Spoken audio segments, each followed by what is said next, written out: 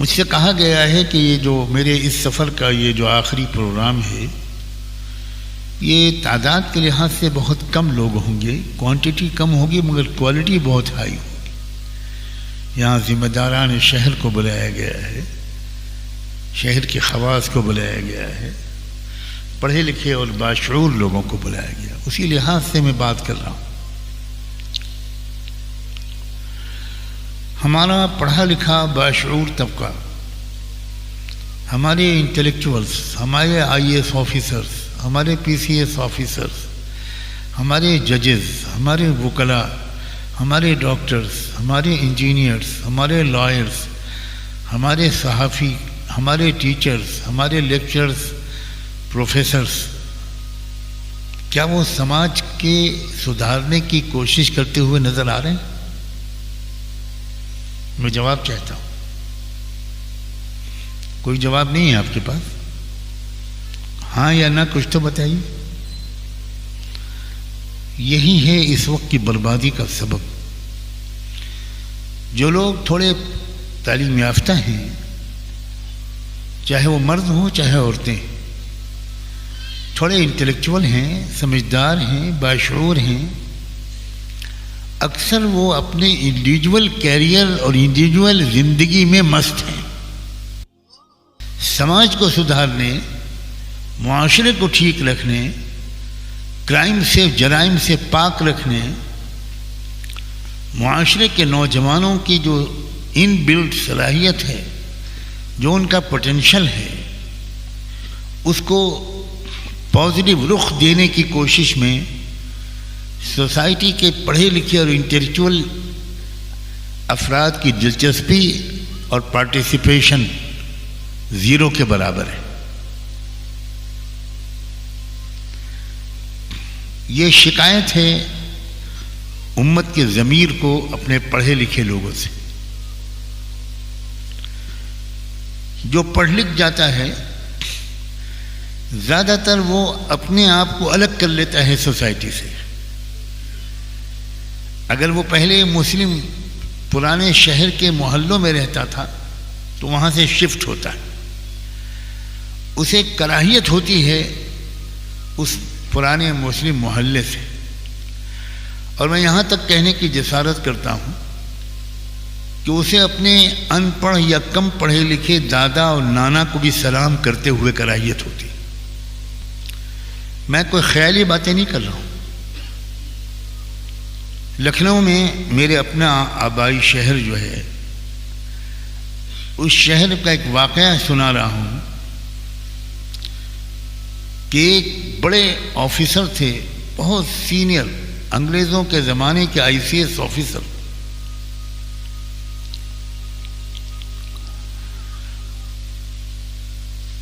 उनके कुछ दोस्त उनसे मिलने आए हुए थे, वो उनके साथ बैठ के हंस रहे थे, कॉफ़ी पी रहे थे, काजू बादाम खा रहे थे। इतने में उनके बूढ़े वालिद जो देहाती थे, जो पढ़े लिखे नहीं थे, वो आ गए। तो इनको बहुत बुरा लगा कि ये अब्बा इस वक्त यहाँ क्यों आ गए। तो उन मेहमानों ने पूछा कि ये कौन बड़े मियाँ हैं, आए हैं तो ज़रा बात कर लीजिए। कहने लगे ये हमारा ख़ानदानी पुराना नौकर है, इसे बेचारे को तमीज़ नहीं। किसके बारे में कहा? बाप के बारे में। जिस बाप ने बचपन की ठंडी रातों में इस बच्चे को पेशाब कराया होगा, कपड़े बदलाए होंगे, खेत में मजदूरी करके इसको पढ़ाया होगा, इसको इस काबिल बनाया, यहाँ तक कि यह ICS ऑफिसर बन गया। अंग्रेज़ों के ज़माने में IAS नहीं होते थे, ICS होते थे, जिसका इम्तिहान लंदन में होता था। लेकिन तहजीब देखो कि अपने बाप को बाप की हैसियत से तारुफ कराने मुनासिब नहीं समझा उस शख्स ने। यह कहा कि ये नौकर है, ख़ानदानी नौकर है। जब जिस समाज के पढ़े लिखे लोगों का यह हाल हो जाए कि उनको कौम से कोई ताल्लुक़ न रहे, मुल्क से कोई ताल्लुक़ न रहे, वतन से कोई ताल्लुक़ न रहे, अपने गांव की तरक्की के लिए सोचना ही बंद कर दें। वो जो कुछ कमाएं अपने ही और अपनी फैमिली पर, इमीडिएट फैमिली पर खर्च करते रहे, उस समाज को बर्बादी से कोई रोक नहीं सकता। भारत का हिंदू कहलाने वाला समाज ये क्यों तरक्की कर रहा है? आप हजार बद्दुआएं करें, आप उनकी तरक्की को अपनी बद्दुआओं से नहीं रोक सकते। इस दुनिया को खुदा ने साइंटिफिक उसूलों के मुताबिक चलाने का फैसला किया है, वरना मुसलमानों की तमन्ना तो यह है कि अगर एक काफिर चाय में शक्कर डाले तो वो चाय कमबख्त कड़वी हो जाए, इसलिए कि शक्कर डालने वाला काफिर है। यह है मुसलमानों की तमन्ना। और मुसलमान अगर चाय में करेले और नीम का जूस डाले तो वो चाय मीठी हो जाए। दुबई, कुवैत, सऊदिया, Abu Dhabi, gulf countries, America, Europe, Canada, Australia, मैं सब जगह गया हूँ। इन जगहों पर रहने वाले हिंदुओं को भी मैंने देखा है, उनसे भी मिला हूँ, उनकी सभाओं में भी गया हूँ, उनके घरों में मुझे इनवाइट भी किया गया। एक ऐसे प्रोग्राम में मैं शरीक रहा जिसमें विश्व हिंदू परिषद के लीडर्स मौजूद थे। मैंने बार बार उन मुल्कों में देखा कि यहाँ के रहने वाले जो हिंदू हैं वो मुस्तकिल तौर पर फिक्रमंद हैं भारत में हिंदुत्व की तरक्की के लिए। अपनी कमाई का कोई 20%, कोई 30%, कोई 40% वो इस मुल्क में भेज रहा है राम मंदिर की तहरीक के लिए, राम मंदिर की तामीर के लिए, हिंदुत्व के जज्बात को फ़रोग़ देने के लिए, आरएसएस को मजबूत करने के लिए, शाखाओं को मजबूत करने के लिए, और नौजवान लड़कों को स्कॉलरशिप देकर अमेरिका बुलाया जा रहा है। मुझे कम से कम 40-50 लड़के मिले, 90% ब्राह्मण, जिनको स्कॉलरशिप देकर बुलाया गया। उन लड़कों ने मुझसे खुद कहा कि हम गरीब घरों के लड़के हैं, लेकिन हमारे यहाँ आरएसएस की तरफ से एंट्रेंस एग्ज़ाम होते हैं, उस एग्ज़ाम में जो शरीक हो जाता है उसका पूरा खर्चा आरएसएस उठाती है। हम लोग अमेरिका में रह रहे हैं, एक पैसा हमारे माँ बाप को भेजना नहीं पड़ रहा। हम यहाँ पीएचडी कर रहे हैं, डीलिट कर रहे हैं, हम यहाँ पॉलिटिकल साइंस में, इंटरनेशनल रिलेशंस में रिसर्च कर रहे हैं। इंडिया की इकोनॉमी को अपलिफ्ट करने की तरकीबें पर हम रिसर्च कर रहे हैं, और हमारा सारा खर्चा आरएसएस तंजीमें उठाती हैं। और आरएसएस को कौन डोनेट करता है? जो लोग अमेरिका में बिजनेस कर रहे हैं, कमा रहे हैं, वहाँ के बाद शहरों में बिजनेस पर हिंदू बिजनेसमैन का होल्ड है, वही छाए हुए हैं वहाँ, दिन रात मेहनत करते हैं वो, और वो कौम की तरक्की के लिए काम कर रहे हैं, अपने बच्चों को कौम की तरक्की के लिए पढ़वा रहे हैं। ये इज्तिमाई शऊर अगर किसी कौम में आ जाए तो आप काबे का पर्दा पकड़कर उस कौम के खिलाफ बद्दुआएं करेंगे। मैं कसम खा के कहता हूं वो बद्दुआ आपके मुंह पर फेंक कर मार दी जाए। कौमों की मजबूती और कौमों की कमजोरी, कौमें के उरूज और जवाल, उसका असर, उसका जो सबब होता है वो इस बात पर डिपेंड करता है कि कौम अपने रिसोर्सेज को कहाँ इन्वेस्ट कर रही है, अपने ज़राए और वसाइल को कहाँ खर्च कर रही है।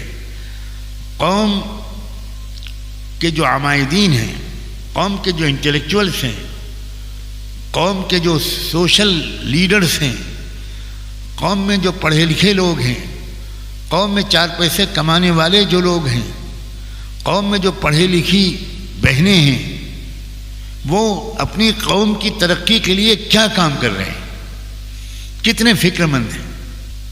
हमें एतराफ़ करना चाहिए खुदा करे यहाँ की सूरत हाल बेहतर हो, मैं नहीं जानता। हमें एतराफ़ करना चाहिए कि हमारी कौम में कौम की तरक्की के लिए जो ज़्यादा फ़िक्रें कर रहे हैं वो उलमा कर रहे हैं, गरीब लोग कर रहे हैं, तबलीगी जमात में फिरने वाले गरीब लोग कर रहे हैं। आम तौर पर जो खुशहाल तबका है, जो ज़्यादा पढ़ा लिखा तबका है, आम तौर पर, मैं सबके बारे में तो नहीं कहता, वो ज़रा इस सिलसिले में उसको तरक्की की ज़रूरत है। कुरान मजीद की एक आयत मैंने पढ़ी थी। कुरान मजीद में ये कहा गया है कि आसमान और ज़मीन को जो हमने पैदा किया, इन्न फ़ी ख़ल्क़ि समावाति वल अर्ज़ व इख्तिलाफ़िल लैली वन नहार, और ये जो एक निज़ाम हमने बनाया कि दिन निकलता है, फिर दिन आता है, फिर दिन जाता है, फिर रात आती है, फिर रात जाती है, फिर रात जाती है, फिर दिन आता है, ये इसमें ज़बरदस्त निशानियां हैं। किसके लिए निशानियां? इन निशानियों को ज़्यादा समझ कौन पाएगा? किसमें सलाहियत ज़्यादा है? लिउलिल अलबाब, समझदार लोगों के लिए, अक्लमंद लोगों के लिए, दानिश्वरों के लिए।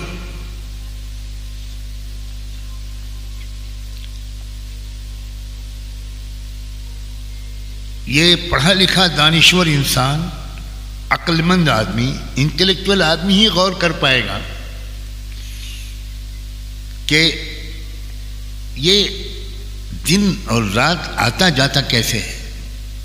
एक मासूम बच्चा कुछ नहीं जानता, लेकिन एक इंसान जो पढ़ लिख लेता है, जो ज़मीन की गर्दिश को पढ़ लेता है, जान लेता है, समझ जाता है, गैलेक्सी के निज़ाम को समझ जाता है, पूरा जो शमसी निज़ाम है उसको समझ जाता है, और फिर वो समझ जाता है कि किस तरह सूरज के पीछे ज़मीन छुप जाती है, और फिर उस हिस्से में जो ज़मीन का हिस्सा जिस पर सूरज का साया नहीं पड़ता, धूप नहीं पड़ती, वहाँ रात हो जाती है, और दूसरे हिस्से में दिन निकल आता है। तो आखिर ये जो सिस्टम चल रहा है, इस सिस्टम पर गौर करने वाले वो कौन लोग हैं? कुरान कहता है, हम उनका तारुफ कराते हैं, अल्लज़ीन यज़्कुरून अल्लाह क़ियामन व क़ुऊदा। ये वो लोग हैं जो अल्लाह को याद रखते हैं बैठने की हालत में भी, खड़े होने की हालत में, हर वक्त अल्लाह को याद रखते हैं। कुरान के नज़दीक इंटेलेक्चुअल वो हैं जो अल्लाह को याद रखते हैं, अल्लाह का कसरत से जिक्र करते हैं, कभी दुआ के ज़रिए अल्लाह को याद करते हैं, कभी दुरूद शरीफ के ज़रिए अल्लाह को याद करते हैं, कभी माफ़ी मांगने के ज़रिए अल्लाह को याद करते हैं, कभी तौबा और इस्तिग़फ़ार के ज़रिए अल्लाह को याद करते हैं, कभी अपने किसी गरीब पड़ोसी भाई बहन की चुपके से मदद करके अल्लाह को याद करते हैं, कभी अपने माँ बाप के हाथ पैर दबाकर उनके सर में तेल लगाकर अल्लाह को याद करते हैं, कभी अपने बच्चे को गोद में लेकर अल्लाह से मांगते हैं कि अल्लाह मेरे बच्चे को हादी मेहदी बना, ये अल्लाह मेरे बच्चे को माशरे के लिए एक मुफीद शहरी बना, ये बड़ा होकर एक अच्छा सच्चा पाकदामन इंसान बने। कहाँ है ऐसे इंटेलेक्चुअल? कुरान इंटेलेक्चुअल किसको कहता है? हम और आप किसी को इंटेलेक्चुअल कहते रहें, कुरान का तो मेयार कुछ और है। यज़्कुरून अल्लाह क़ियामन व क़ुऊदा, यानी ये खाली मस्जिद में वो अल्लाह को याद नहीं करते, वो बाज़ार में भी अल्लाह को याद करते हैं, वो दुकान पर भी अल्लाह को याद करते हैं, वो बेडरूम में भी अल्लाह को याद रखते हैं, वो ड्राइंग रूम में भी मेहमानों का इस्तकबाल करते हुए भी अल्लाह को याद रखते हैं, वो ख़रीद व फ़रोख्त करते वक्त और उधार लेन देन करते वक्त भी अल्लाह को याद रखते हैं। यज़्कुरून अल्लाह क़ियामन व क़ुऊदा व अला जुनूबिहिम, जब लेटते हैं तब भी अल्लाह को याद रखते हैं। एक साइकोलॉजिस्ट से मेरी गुफ्तगू हो रही थी, लंबी गुफ्तगू थी, तो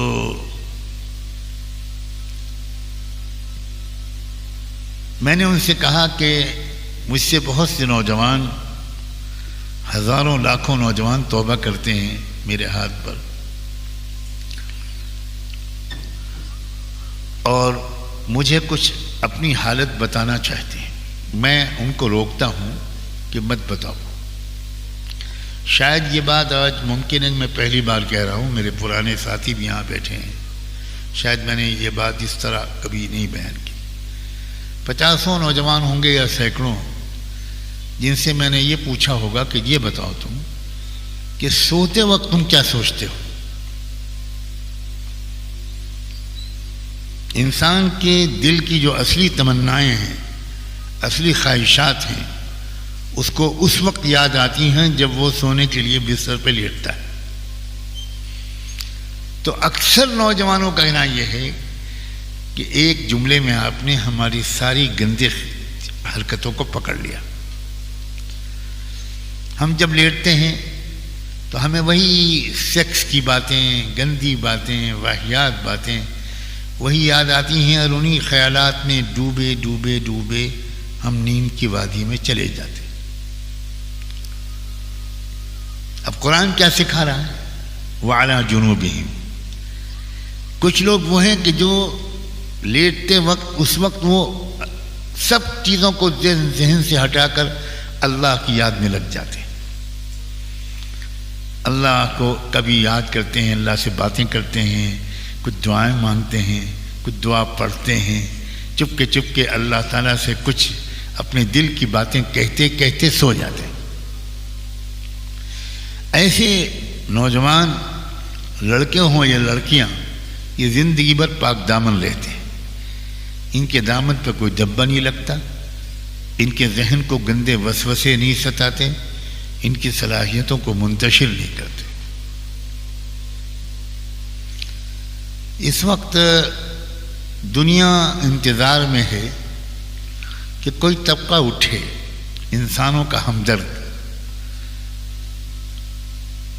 खैर खा, बहादुर, हौसलामंद,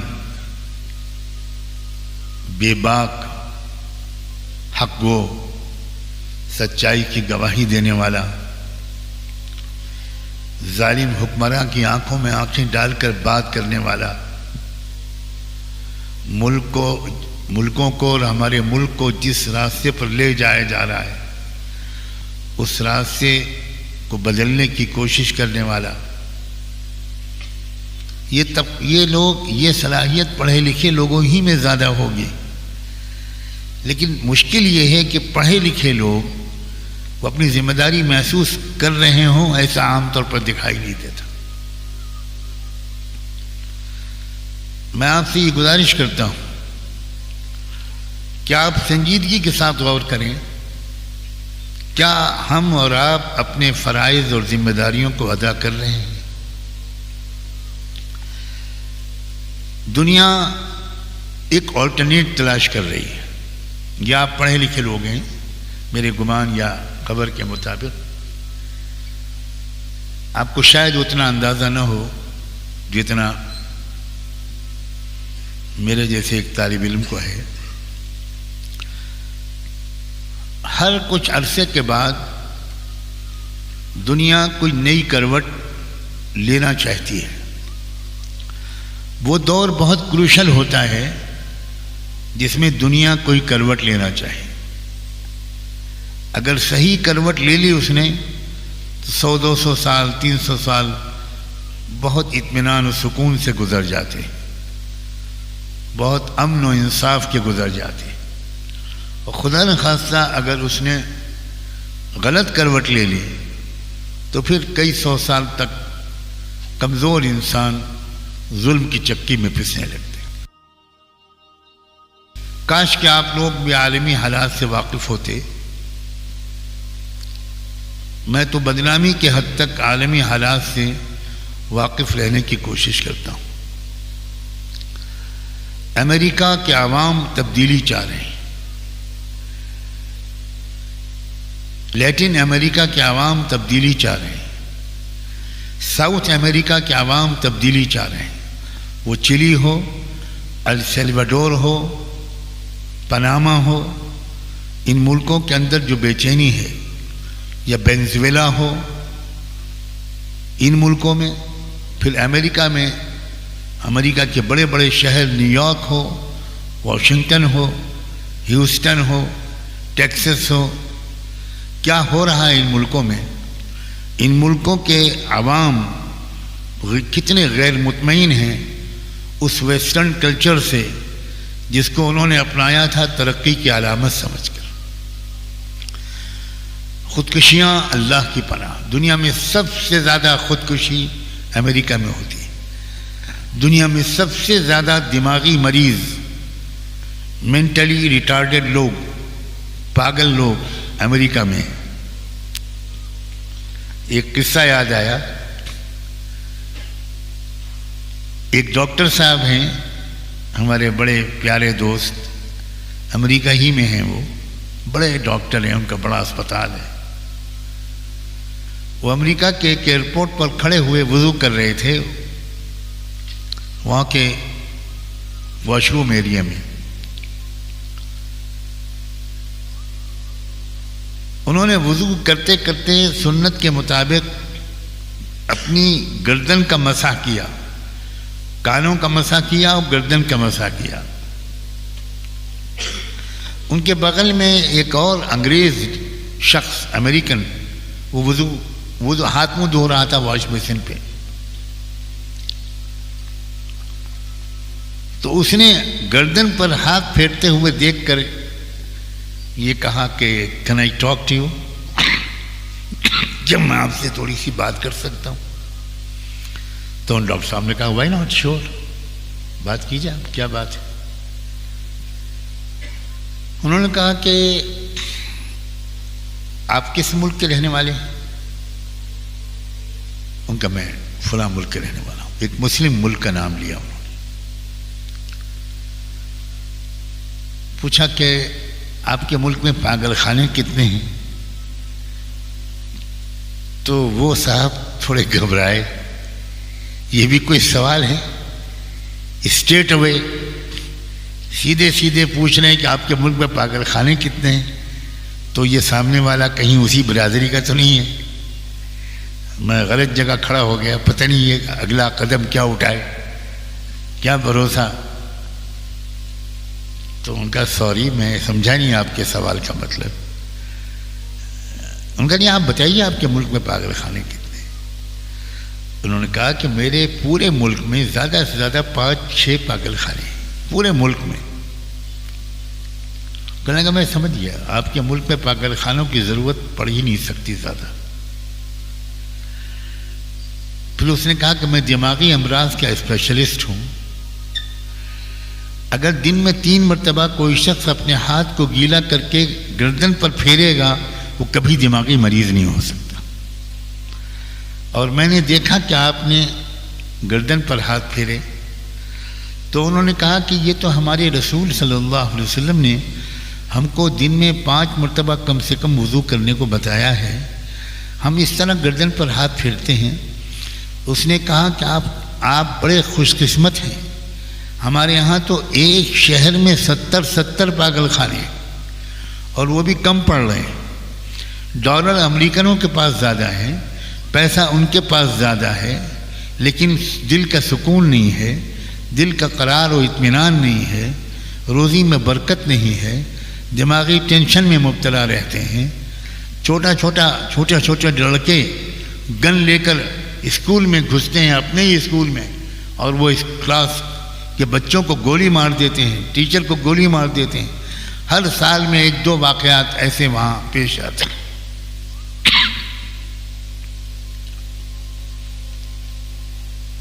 इस्लामी तहजीब को पसंद कीजिए, इस्लामी तहजीब को इख्तियार कीजिए। मगरिब की तहजीब के खोखलेपन से मुतासिर मत होइए। इस्लाम में जो आदाब सिखाए गए, खाने का तरीक़ा, पीने का तरीक़ा, नहाने का तरीक़ा, पाकी का निज़ाम,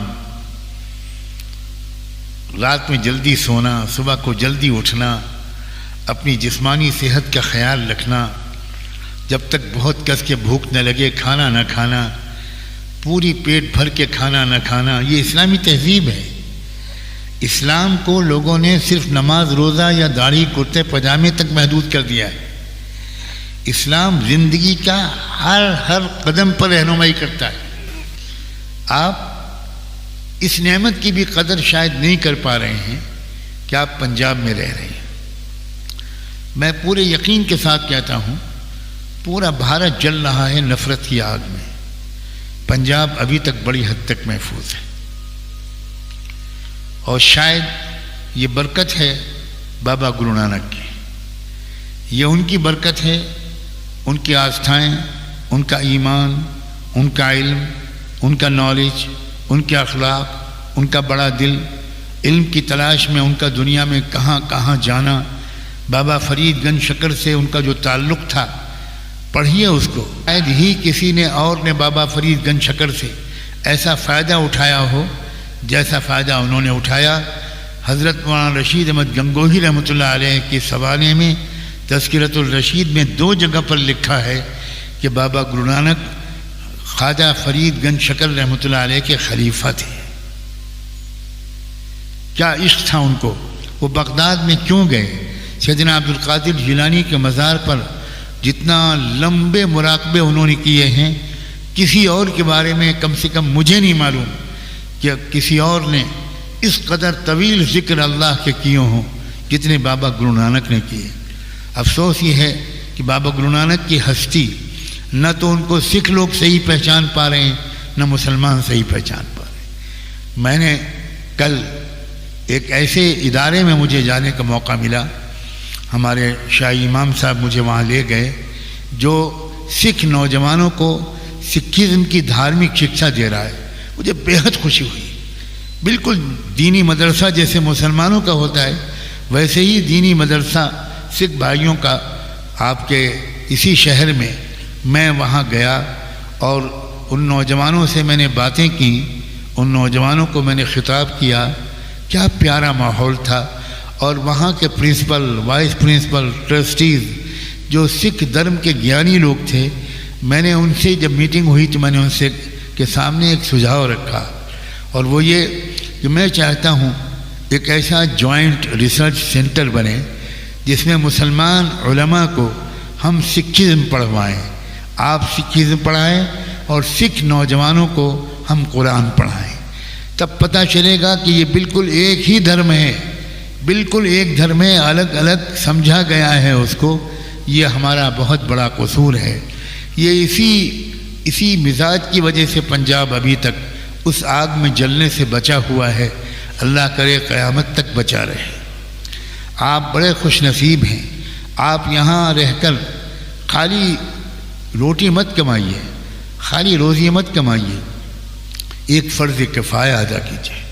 आप बाकायदा यहाँ के उलमा, मुफ्ती उस्मान, मुफ्ती आरिफ साहब और हमारे शाही इमाम साहब, इनसे बराबर राब्ता रखिए। इनसे मैंने कहा है और इन्होंने खुशी से मंजूर किया है कि अब यहाँ से मुख्तलिफ़ उलमा को, कुछ इंटेलेक्चुअल्स को, लेक्चरर्स को, यंग एक्टिविस्ट लोगों को लेकर आएंगे वहाँ। मैंने वहाँ पर एक मरकज़ कायम किया है और पूरे देश से हर स्टेट से लोग आते हैं, चंद दिन वहाँ ठहरते हैं और सिर्फ इस बात की वहाँ पर शिक्षा दी जाती है कि देश में इंसाफ और अमन कैसे कायम किया जाए। याद रखें, शांति और अमन तब तक कायम नहीं हो सकता जब तक इंसाफ और न्याय का निज़ाम कायम न हो। जब नाइंसाफ़ी होगी तो बदअमनी ज़रूर होगी। इसको सीखिए। अब हमारा मुल्क बिल्कुल जल रहा है, बिल्कुल जल रहा है। रोज़ मॉब लिंचिंग हो रही है। कभी कहीं किसी को पकड़ लिया, पीट के मार डाला, मस्जिदों में घुस गए, इमाम को कत्ल कर दिया, उसका गला काट दिया, मस्जिदें गिरा दी, मदरसे गिरा दिए। आप बहुत खुशनसीब हैं कि आप इस पूरी नफ़रत और इस पूरे घृणा के माहौल से बचे हुए हैं। आपके ऊपर इसकी ज़कात निकालना वाजिब है। आप जुड़िए इन उलमा से, और मैं इन उलमा से आपके सामने भी कहता हूँ कि मैं चला जाऊँ फिर ये सबक भूल जाए। इस बार ऐसा नहीं होना चाहिए।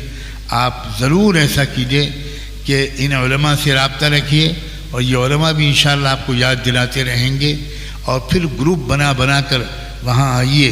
रहमान फाउंडेशन के नाम से जो काम अल्हम्दुलिल्लाह 1990 से हो रहा है उसको सीखिए।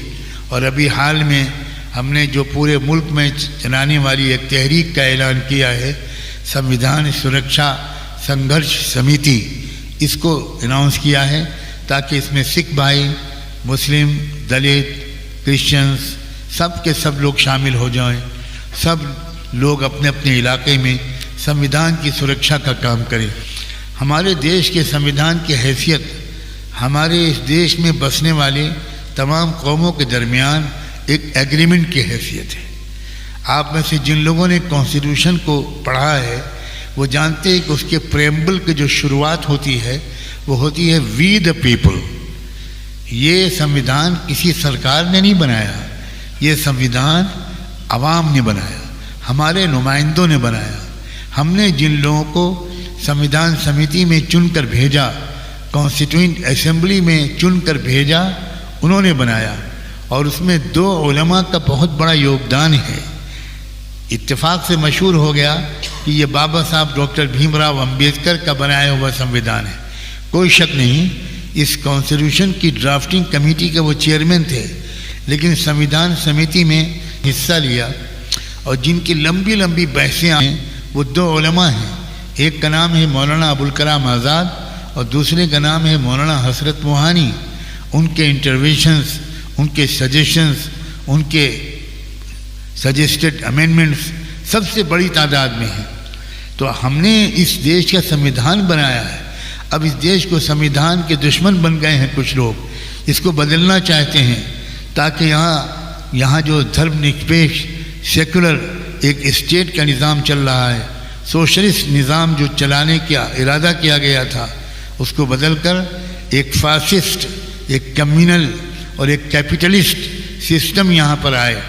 इंटेलेक्चुअल लोगों की जिम्मेदारी है कि वो इन बातों को अगर समझते हैं तो इसके लिए खड़े हों, ऑर्गेनाइज करें अपने रिसोर्सेज को, ऑर्गेनाइज करें अपनी नॉलेज को, अपनी ताकत को, और उसके बाद पंजाब से एक आवाज़ उठे कि हम इस संविधान को बदलने नहीं देंगे। पंजाब की आवाज़ें इससे पहले भी उठ चुकी हैं। मास्टर ताराचंद का भी एक तारीख गुजरी है, तारा सिंह की बहुत एक तारीखें गुजरी हैं।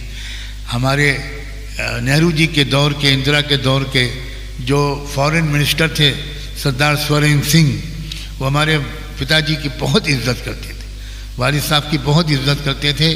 जब उनको खबर मिल जाती थी कि वालिद साहब दिल्ली में आए हुए हैं तो स्वरण सिंह साहब सारे काम छोड़कर वालिद साहब के पास 10 मिनट गुजारने के लिए आते थे। और वालिद साहब भी कहते थे कि सरदार स्वरण सिंह इस काबीना के सबसे ईमानदार आदमी हैं, बहुत ईमानदार इंसान थे वो। तो अभी भलाइयाँ बहुत मौजूद हैं, उन भलाइयों को अब इकट्ठा होना चाहिए। अपने अपने इलाके में हम बैठे तमाशा देखते रहें, इस दौर का खात्मा होना चाहिए। मैं समझता हूँ कि मैंने ज़रूरी पैगाम जिसके अलग अलग मुख्तलिफ हिस्से थे मैंने आपके सामने सादा से शब्दों में रख दिए। उम्मीद है कि आपके दिल को इस आवाज़ ने छुआ होगा और आप याद रखेंगे। एक बार फिर मैं अपनी ये दरख्वास्त दोहराता हूँ यहाँ के दोनों उलमा से जो मेरे दाएं और मेरे बाएं बैठे हैं, मुफ्ती आरिफ साहब और हमारे शाही इमाम साहब और बकिया और उलमा और ज़िम्मेदारान, शहर के अहले खैर हजरात, शहर के ताजिर हजरात और हमारे आम इंटेलेक्चुअल हजरात, अहले खैर और ज़िम्मेदार हजरात, ये हजरात मिलजुल कर ज़रा पंजाब को भी संभालें और पंजाब से गुजारिश है कि वो भारत को संभाले। आपका मुकाम इस वक्त भारत में एक ऐसा बन गया है कि आप प्ले कर सकते हैं। भारत को एक खंडर में, एक नरक में गिरने से बचाने में यहाँ के सिख भाई, यहाँ के मुसलमान भाई मिलकर एक बहुत बड़ा किरदार अदा कर सकते हैं। सिख भाइयों के अंदर भी जो मोहब्बत में देख रहा हूँ, जो नरमी देख रहा हूँ, जो रेस्पेक्ट और इज़्ज़त देख रहा हूँ, वो हमें अब मुल्क के बकिया हिस्सों में बहुत कम देखने को मिलती है। इसलिए इस नेमत की कदर कीजिए और इस नेमत में पूरे मुल्क को शरीक कीजिए। आप सबका बहुत शुक्रगुजार हूँ कि आपने मुझे मौका दिया कि मैं अपना सबक दोहराऊँ, अपने दिल की बातें कुछ आपके साथ शेयर करूँ। जिन लोगों ने ये मीटिंग ऑर्गेनाइज़ की, आप सबको बुलाया। आप आने वालों और आने वालियों के शुक्रिया के साथ उन बुलाने वालों का भी मैं बेहद शुक्रगुज़ार हूँ। अल्लाह आप सबको सलामत रखे और दोनों जहान की खुशियाँ हमारी आपकी किस्मत में लिख दे। जज़ाकुमुल्लाह फ़ी अमानिल्लाह। वस्सलामु अलैकुम वरहमतुल्लाहि वबरकातुहू। मुझे उम्मीद है कि आपको ये वीडियो पसंद आई होगी। अगर पसंद आई हो तो ये आप अपने दोस्तों के साथ शेयर करें और इस चैनल को सब्सक्राइब ज़रूर करें।